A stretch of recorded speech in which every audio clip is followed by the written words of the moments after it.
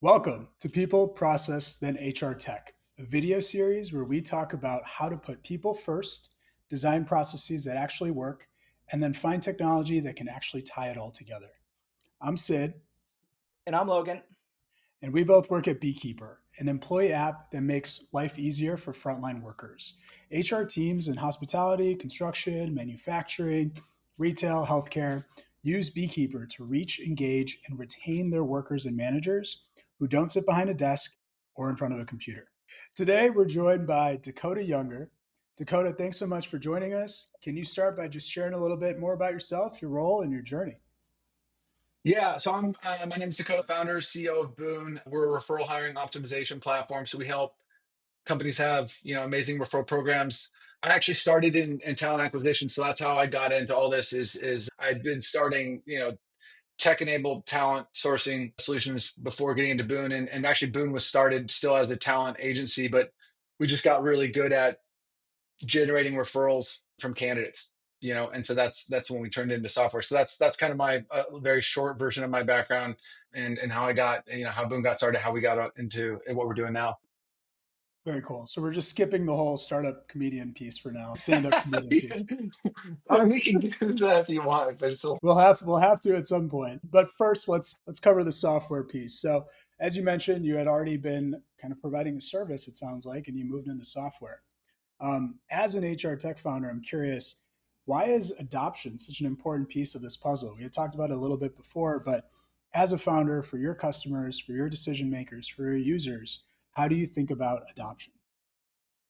yeah. I mean, I think that it's from our perspective, it's like the most important piece of the the product and of like the customer journey or the user journey. But what's interesting is I think that from I'm speaking from experience, from my experience with products, getting feedback from customers, and then just I get from our own initial experiences. That is, it seems to be the onboarding and adoption piece is something that gets overlooked pretty frequently by products. They might have the like an onboarding flow, right? But just being able to do something, just having the capacity to onboard doesn't mean it is easy or it is sufficient. And so like yeah, I think that that it's something that we get really excited about what we've built, the product that we built, all the features and functionalities. And it's just there's a tendency to think that because it's so awesome and all these things that it does, one, that everyone will recognize that and see all that value. And two, that they will just come in droves without really any effort to that. And then it'll just start working. Like it, you know what I mean? So it's like you start the story and you forget the part where how they even got to where you're telling the story about, right? And that's a huge bit of detail that needs to be answered. Yeah, you mentioned stories, so we have to jump into the analogy that blew my mind. I think you had this really fun one about a house. Can you go a little deeper into that? Yeah. So like the analogy we use a lot internally with our product team is like it's essentially like you can have it's a kind of a cribs reference, which like I said, I don't know why we that like became what we go to, but the reference is the analogy is you can have an amazing house that has the coolest, sound systems or home theater or whatever, like whatever you think would be cool in a house. For me, I always think of like a slide, but like whatever you want, right? But if the front door doesn't work, no one gets to see it. And even if let's say the front door does technically open, but like how awkward is it if you're like, oh, we have an amazing house, but you're like just like, you know what I mean? Like it's hard to be like, oh, we have such a cool house and you can't even get the front door to work, right?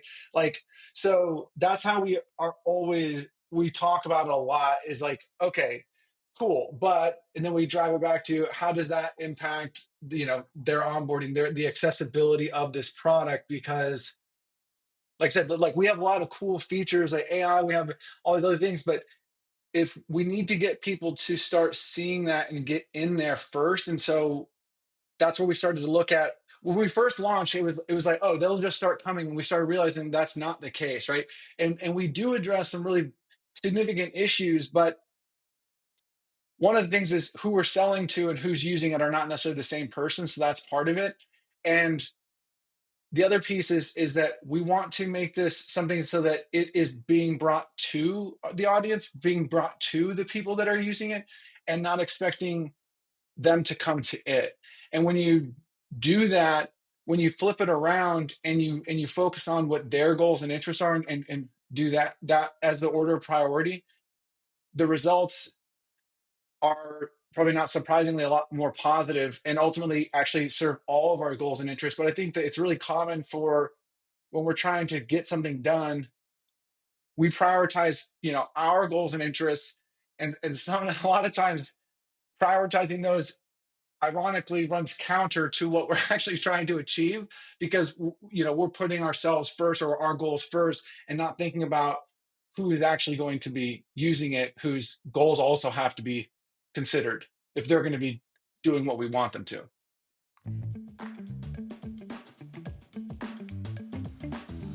Yeah. So let's say like this sign up and onboarding, like initially it was just like an email invite, right, that we would send out. So like getting people to adopt our software, yeah, the initial process we had wasn't wrong. Again, this is where like the fundamentals of it were sound. It was what you already see with most tools, where it's like, all right, let's upload the users, let's send out invites. We even had it so it was, and we still have it like this, where it's optimized so it'll do follow-ups automatically and help to maximize. But what we were seeing is that like the user, we were stopping them and saying, all right, we need you to create an account, right? So they would click on whatever when they wanted to sign up or when they wanted to do all this, we would take them to this flow of creating an account, signing up, creating their profile. But not a lot of people were actually going through that flow. And so then what we ended up finding was, okay, let's say they don't do that, which was, we ended up finding a large majority of the actual users, the employees we were targeting, they weren't actually going and signing up. And then when we wanted them to send a referral, we were stopping them and saying, oh, hey, hold up, did you create an account, right? Did you download this app? So we had a mobile app and all this stuff. So we were thinking that was the best way to approach them, because that was what we knew. That was like this the you know widely adopted as the way to go about it. And so, but what we weren't realizing is that like that actually was complicating the process more. Like if what we were claiming is that we're going to streamline this process for you and for the people using it, this initially wasn't doing that. After they got through that process, it would. But initially, as far as the users was seeing it, it was, all right, my previous process was send a referral, whatever that looked like. Now it's, I have to do these extra, in their minds, these extra steps to send a referral, and to them it's like, how, so if you're touting to your employees or to hey, we're going to streamline things, we're going to make it easier for you, they're like, red flag, this isn't easier for me, I'm doing extra work, I don't want to do extra work. So we ended up going back to the drawing board and thinking, all right, how can we, again, what's their goals and interests, what's their pain points, how can we address theirs first? And what they just wanted to do was send a referral, right?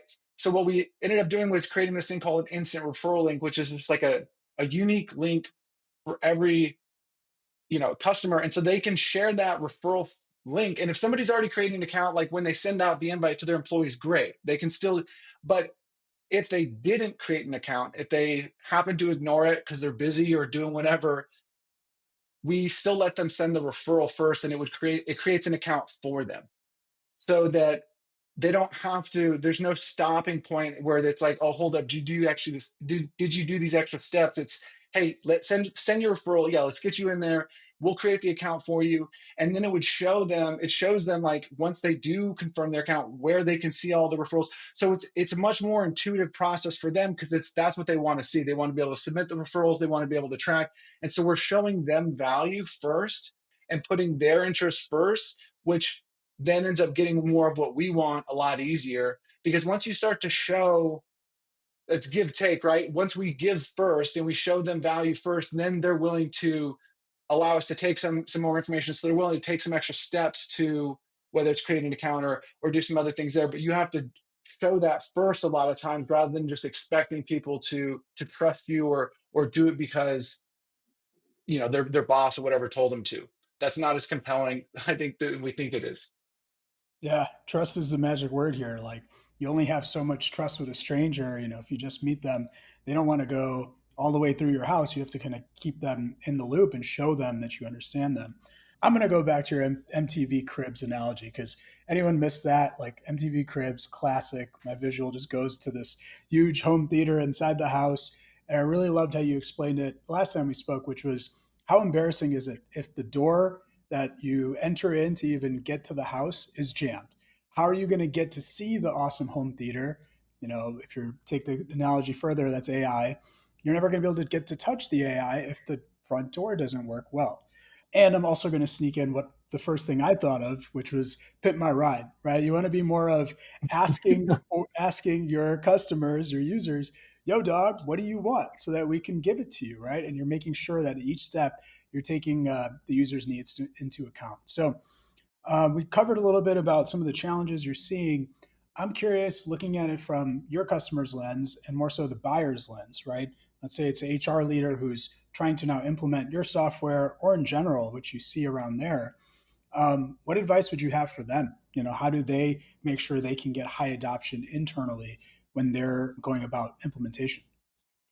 Yeah, I mean that's a really good question. So I think that's one of the other interesting things about like the when you're selling to a business versus like the end consumer is like when you're the buyer oftentimes understands a lot of the value that you're highlighting, whether it's like streamlining, automating. So like they're not the ones that are. I mean, you have to get them bought in, no question, right? They're the buyer, but after that, so I think a lot of times we're like, oh, well, we've checked that box, they're bought in, which is it is the case when you're selling to the consumer because they're the buyer and the user, right? So then you're golden. But I think at least from what we've found is that they're the second step of your journey goes there. So you sell to the buyer who it's how it's going to streamline their process, how it's going to improve operations, reduce costs, all these other things. Those are the value propositions to them. What we've found for ourselves and what we try to communicate to our like the buyer or the person that's helping with adoption internally, the champion, however that works, is that a lot of times again they will go and do what we at least did by mistake, which is prioritizing and highlighting their benefits and how, and assuming that that like matters. And again, not that people don't care, but it's just like, if it's like, hey, I want you to do this because here's how it benefits me, instinctively that's not as compelling of a sentence to anybody compared to here, I want you to do this because here how it helps you, right? Like that, like just our brains naturally like, all right, go on, right? Like with the second one versus the first one, you're like, okay, like that's like what my brain at least says is like, great, like this is work, right? So what we try to communicate to them is like, all right, and we help to guide them by giving some frame of reference, like here's what we've found is important to your employees, right? Is the accessibility, the ease of use, being able to track and get updates, be recognized, be rewarded. Those may not be necessarily your priorities, and it doesn't mean that they don't want them, but that's not like what sparked their interest in maybe looking at our solution, right? But highlighting to them, like telling them how this is going to reduce overhead, not going to work. Like I doubt any of them even know what the costs are, and it doesn't impact their. I mean, yeah, you could say if so facto if we save money, but oftentimes that doesn't, like, just because the company's saving money doesn't mean that money isn't going back in their paycheck or something, right? But if it's like, hey, this is your opportunity to be rewarded, recognize and front load those, that is what we found has been really helpful. Is helping. It's again, it seems so obvious when you're stating it like duh, but I don't know. From what we've seen, it's so common to see when we don't provide that support, the customers going and preaching about the things that align with their interests or their goals over what the end user is going to be doing. Yeah, and I mean, you posted about this a few weeks ago, I think, a real world example with the CTO at a logistics company. He or she was saying that, they're not even going to use this. Could you go a little bit more into that experience? So like there's you're talking about like their employees aren't going to use this. You're talking about? Yeah, yeah, I think it says something like he or she talked to the field team and learned or told you that they're not going to use it unless it's a 30-second experience, something like that. Yeah. Yeah, because but essentially what they're saying is like, look, they're not like they don't have a attention span, as in they don't. It's just that they're busy. They're in the field. They don't have time to be. Well, one, for especially field work, whether it's like logistics drivers or like even salespeople out in the field, like people that aren't in front of a computer all day, their their their frame of mind there is not in the tech, that tech space, right? So they're I guess their tools that their brain is used to already in the zone of using is not software, right? And so then when you're proposing, hey, use this, it's not a complete foreign tool because we're all using a lot more software nowadays, but it's still something that is not necessarily a second nature to them. So they're not as interested in figuring out these processes and these different steps. So you have a very short period of time to be able to get them value. The time to value is much shorter, right? You need to get them and show them, hey, look, this is how this is benefiting you. This is the end result, and very little cost and buy-in on your end. Once you can demonstrate that right out of the gate, then that's where you can start to ask for more things because they're seeing the benefit. But if you're expecting them to stick around for a minute, 2 minutes longer, not going to happen. Does that make sense? So that's what they were saying is that, yeah, essentially like their feedback was like these guys aren't into all these extra steps, all this, and even if we're saying in our heads it's not that many steps, it's literally just downloading an app and it's just creating an account or whatever it is. For them, it's that requires a bit more cognitive effort and real effort than they're willing to put in. That's ultimately, it doesn't matter how our perceived little or no, amount of effort or not amount of effort. If it might seem nominal to us, but we're not the ones that are using it. Yeah, last one on this topic is around that. So you're talking about, making sure the employees use it. How do you know what they want? How do you know what your end user wants? Because at least what I find in a product marketing role is what they say they want and what they actually want aren't always the same thing. They can be like almost exact opposite sometimes. Like it's really interesting. So I don't think there's a silver bullet for this solution from what we've gone through, but I think it's kind of like comparing those bits of data, getting the like the input data that they provide, like feedback and stuff like that. But you have to also recognize that that's going to be biased to a certain type of user that over others, anyways. But there's comparing that data, but then also comparing that with behavioral data and kind of like two circles overlapping, and then that's where you can find a lot of times your sweet spot of what actually the truth is, and it always work that clean, right? But comparing different data points and seeing if they support each other in ultimately what they're trying to achieve, or what that goal is. I think that's the other piece, is doing root cause analysis, or trying to find the core of what motivates them, whether it's like pain avoidance, whether it's trying to achieve something, get something out of it, and then identifying different ways to support that and how you're going to measure whether that can support that. So this was one of the things we were talking about in the product meeting, is that like it's having analytics in place and data capture in place. I think I know is critical, because a lot of times we don't realize we're making hypotheses. We think that they're fact, and we'll implement something and say, okay, well, this is definitely doing this. And we don't have data. We don't set up, we'll build the feature, but we don't actually set up the whatever mechanisms we want to tie back to that and say, okay, this is what KPI should be being moved. We want this to go up, we want this to go down. And we're just assuming that. And then we start building on top of these assumptions. And the next thing we know, we're not understanding why none of it's working. And it's because if we would have at least validated that initial hypothesis, maybe we could have gotten better. We would have gotten more insight out of maybe where we can iterate on that, just that core thesis. But then when we're building on top of that, we also make sure that we're building on solid foundation and not something that actually has no basis. It hasn't been supported by the user feedback or the user behavior. Does that help answer the question, or does that make sense? I think so. And it's, to me, it's very interesting. Just an observation is like a lot of this thinking, I would say, more so based on product thinking, is very applicable to the HR world, right? If you're going to go put in a new policy, go understand, find those different types of data, the reported data versus what you actually observe, and then make the right hypotheses. And somewhere around that trail, you'll probably find where things went wrong. You go back, fix that. I think it's a very interesting take. But I think Logan has more around this in general, the product thinking, building around needs, not features.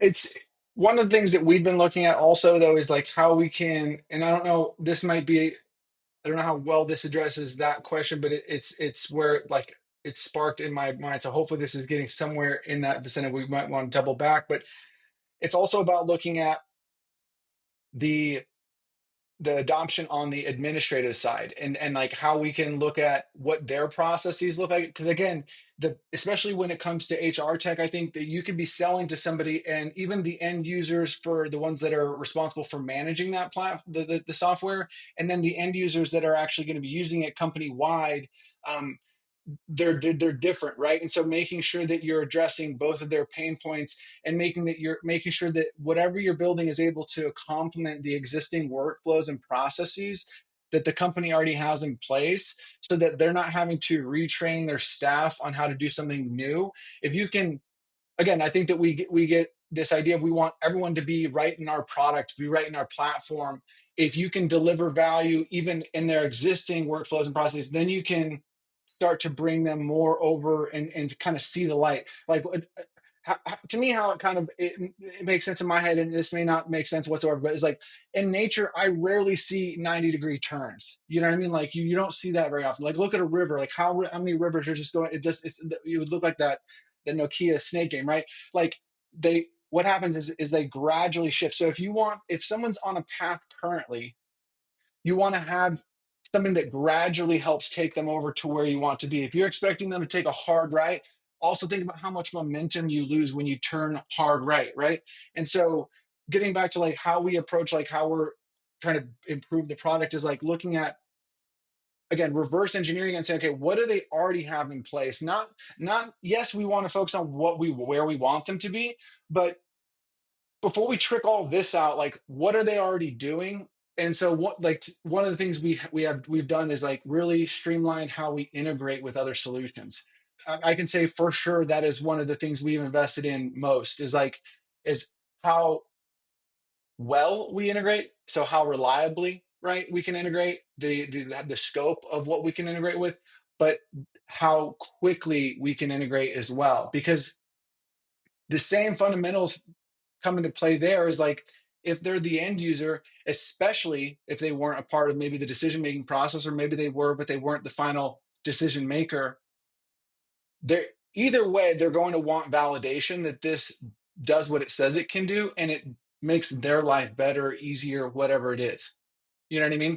And so if that's not the case, then you're running into issues. Then you can be running two battles, one with the users and then one with the people that are in charge of managing it. But as we've helped to streamline that integration process, we can get customers on our end now using the platform and having the integration set up in minutes rather than days, weeks, months, right? Which for them lets them to have their ideal, you know, solution state more quickly, delivering that time to value more quickly, and then ultimately, again, leads to success. So that's one area where looking at like it's it is data driven by looking at like time to onboarding, time to value, time to first referral, all those things. But it's also just going about it as a similar approach as we were talking about for the end users, but for the people managing it, and how we can build a product around both parties and make sure that they're both getting what they want, so that we can get what we want, and ultimately the champion or decision maker gets what they want, if that makes sense.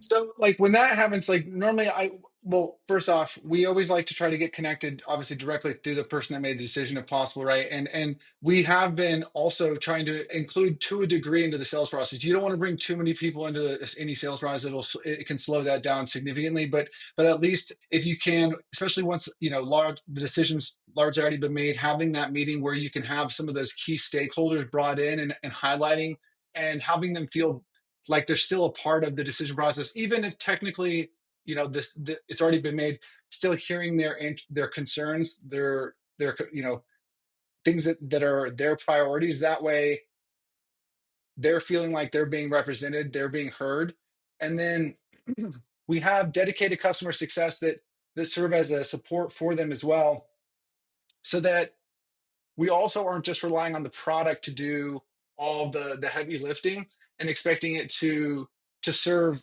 them entirely, because that's not going to be the case.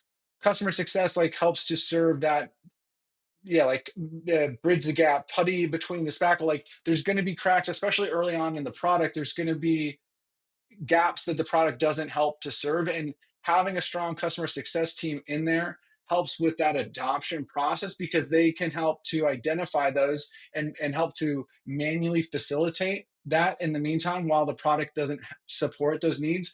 But also that's a really important channel for improving the product, because you can guarantee that they're going to come back to you at the very least and say, hey, this is taking up a lot of time in my day so that I can't do X, Y, or Z that I feel is really important. How can we address this?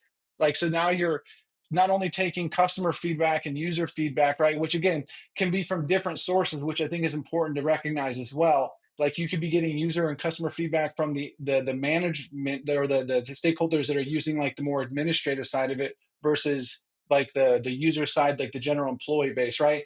But then with the customer success, you start to understand, okay, where's our product? And I think there's a tendency in tech to want to automate. At least for me, like I want to automate and streamline things. We're always pushed, especially now, to have a really efficient, lean team process, right? But there's a point of diminishing returns where if you try to automate too much, even if even if technically you are achieving, if you're checking all the boxes.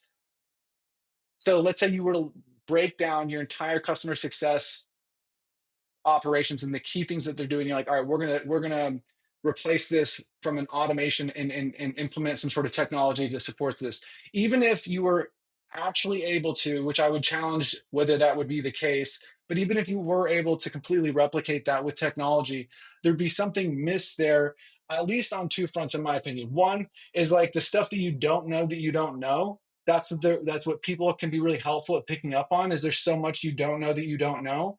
And then building relationships and building trust is another part about what we're doing. And just because you're a technology company, there's still people involved, especially with HR. I mean, it's human resources.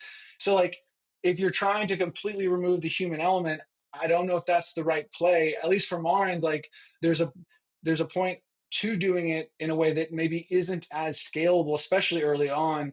But it helps to get a lot more insightful data, and it helps to build those relationships, because again, if you have insights on where your shortcomings are, and then you have relationships to help serve as a stint or as a way to help fortify that relationship, even if your product isn't maybe able to do all the things you want it to, and all the things that customers want it to, understanding what isn't, right, and what's important to the customer, and getting that from the customer success team, but then also being able to say, hey, look, we're your friends still. You know what I mean? Like that relationship can go a long ways.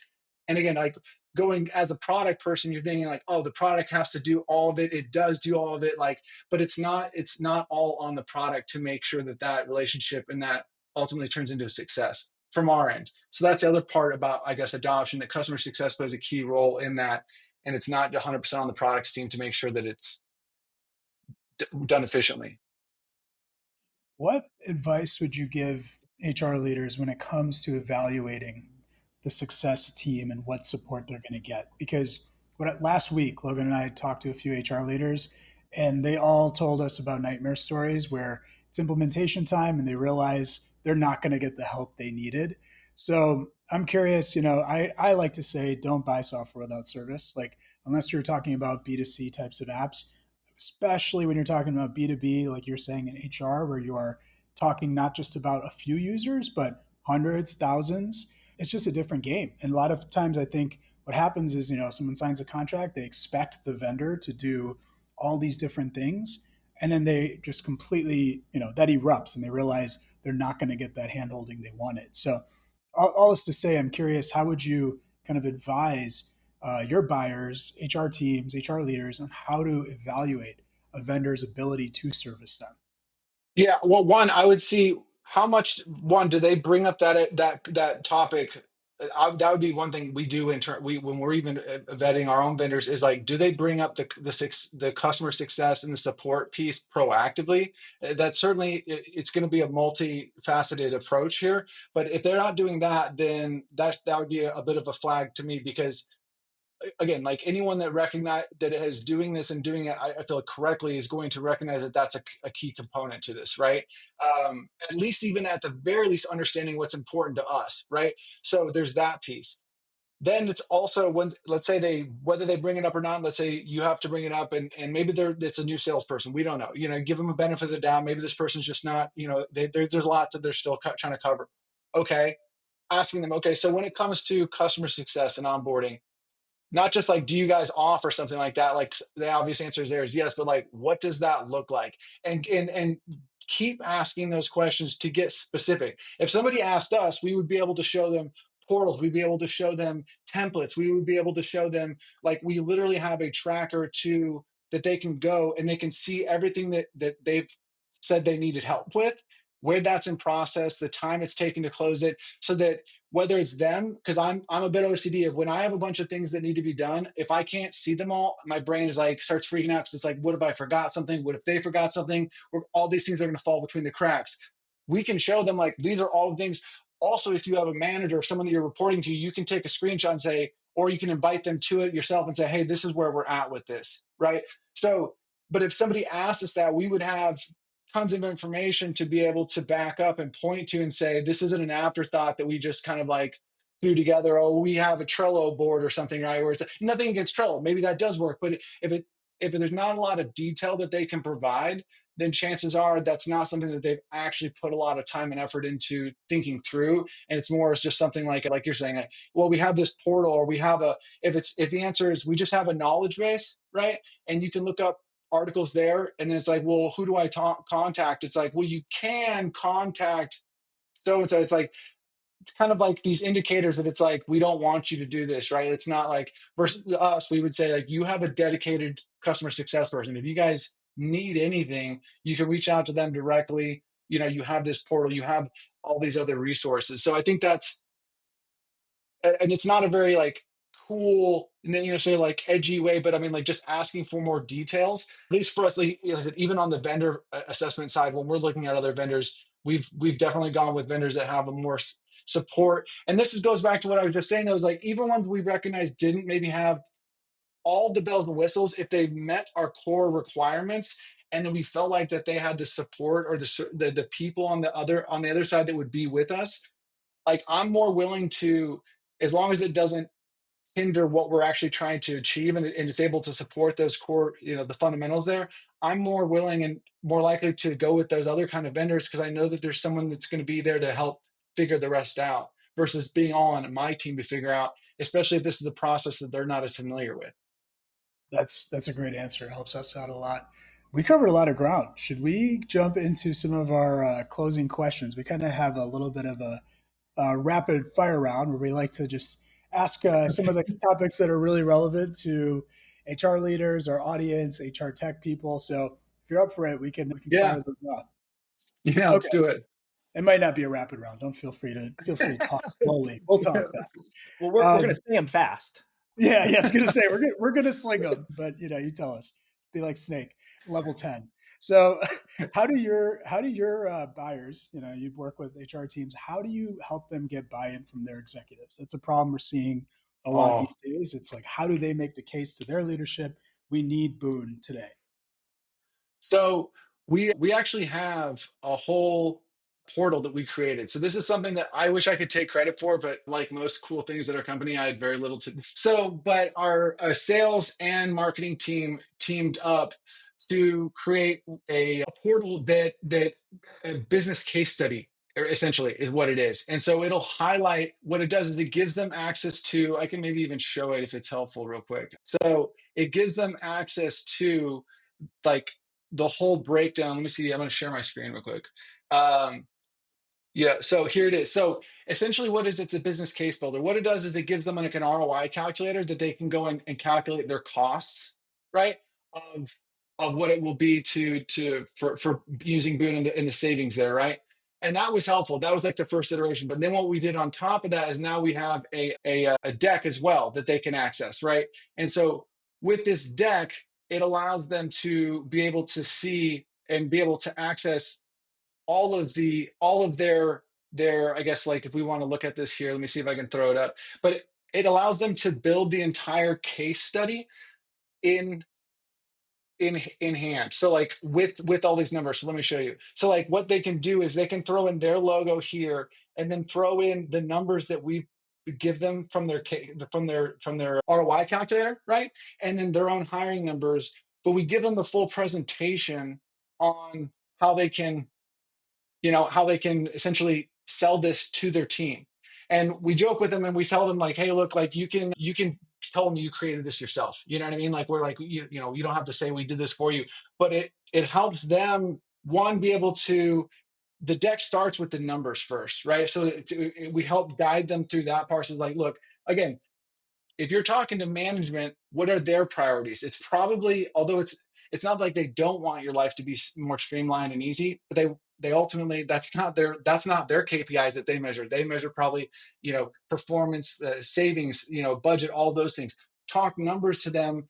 Start on their language. Start speaking their language. Then talk your language, right? So by giving them those deck and those numbers, we're giving them the resources that they really need, whether they realize it or not, to be able to sell that internally. And then by giving them those resources also, we can have more control over the sales process, even when we're not directly involved in the sales process. And we can help them communicate the value to the different stakeholders. And they can, of course, like they can modify that deck as needed or whatever they'd like. But that's something that we found been really helpful for selling that. So I know it's not the shortest speed round, but like that's how one of the ways we do that, and it's been really effective.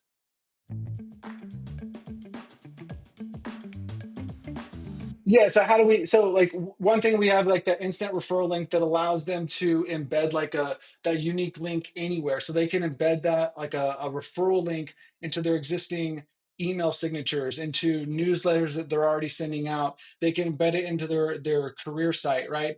They can also, actually, we have a widget that allows them to embed the referral program into their intranet and into, again, their existing career site or wherever they want. So they can actually bring the whole referral program and embed it into the systems that they already know, right? We also have like a Slack and a Teams app that people can get updates on referrals. They can send referrals. They can see new jobs that are available. Even the TA team or the HR team can track new referrals that have been submitted or new applicants right within Slack. But so the not so short answer of that is we have invested numerous ways that the customer can take this new referral process, and rather than starting from scratch, right, rather than saying, hey, whatever we're currently doing has to be thrown out, they can say, okay, we have, this link that we can embed and we can build on top of the momentum we've already built.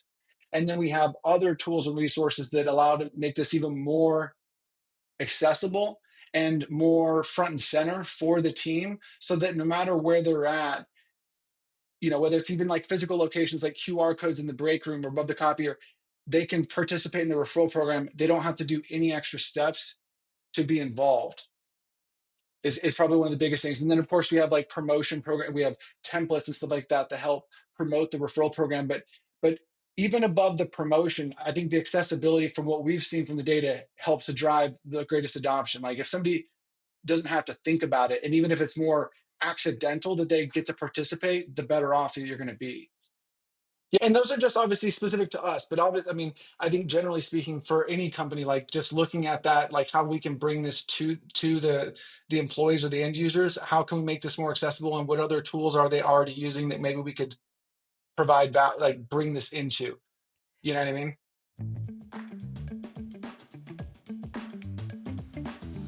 What would, I mean, honestly, I hate to beat a dead horse here, but like it is that like the the the importance of balancing the different goals and interests. This isn't going to fix itself just by knowing what the management wants, right? Like again, like that's who's usually buying off on this, and like it's not just about, okay, this solution can do this. It's looking at, okay, do we as an organization, are we looking at what are the goals and priorities of the people adopting the other two groups of adoption, and does this product support those? I think that from an HR tech perspective, that's something that I continue to see, like, is like, it's really frustrating that we're yeah, we get so caught up in how cool our product is, we're not driving value to all the stakeholders. We're expecting them to bridge that gap of like, when is that time to value going to be seen by me, and how easy is it to recognize? I love it. I think, yeah, I mean, there's no beating a dead horse when it comes to adoption, right? Sometimes you just got to repeat the message until it sinks. So I think everything you're saying is makes a lot of sense. So, Dakota, it's been a pleasure. We covered a lot. I think key takeaway that I'll mention is tech adoption is not easy. It comes in so many shapes and sizes. You have to think about early adopters, buyers, implementers, the actual users, the end users, and how you can construct this amazing MTV Cribs home so that everyone feels welcomed and gets the chance to see all the cool parts about it. Thanks so much for joining. I'd like to just ask, how can people learn more about you and Boon? So they can check out our website, goboon.co. So GO, B as in boy, OON.co. They can check out our website. We have, walkthrough videos there, and they can schedule some demo if they want to learn more. But yeah, happy to be a resource. We love, even if, anyone's looking to improve the referral hiring program, or even if they have an amazing referral program and they want to see how to improve it and optimize it even further, we're happy to help any way we can. Awesome. Well, thanks so much, and we'll see you in the next episode.